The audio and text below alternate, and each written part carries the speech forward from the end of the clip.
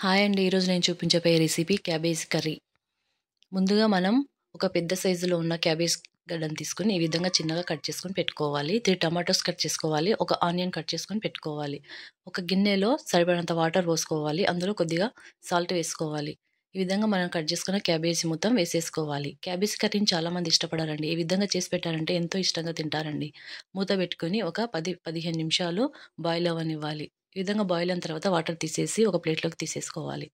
మరొక గిన్నె పెట్టుకొని 3-4 టేబుల్ స్పూన్ ఆయిల్ వేసుకోవాలి. ఈ విధంగా ఆయిల్ వేసుకున్న తర్వాత ఆయిల్ హీట్ ఎక్కిన తర్వాత మనం కట్ చేసుకున్న ఆనియన్స్ వేసుకోవాలి. ఆనియన్స్ కొద్దిగా వేగాక ఈ క్యాబేజ్ మొత్తం ఇందులో వేసేసుకోవాలి.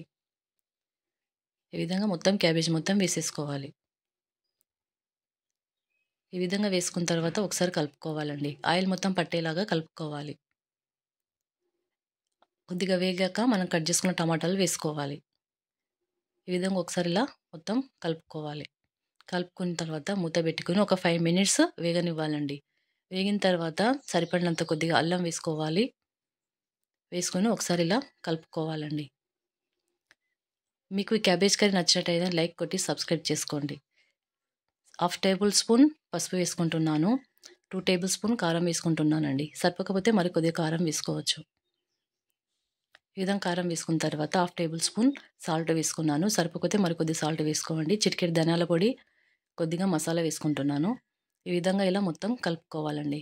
క్యాబేజ్ మొత్తం పట్టేలాగా కలుపుకోవాలి. ఈ విధంగా ఆయిల్‌లో ఈ విధంగా వేగే వరకు కలుపుకోవాలి. ఎంతో టేస్టీగా ఉండే క్యాబేజ్ కర్రీ రెడీ అయినట్టేనండి.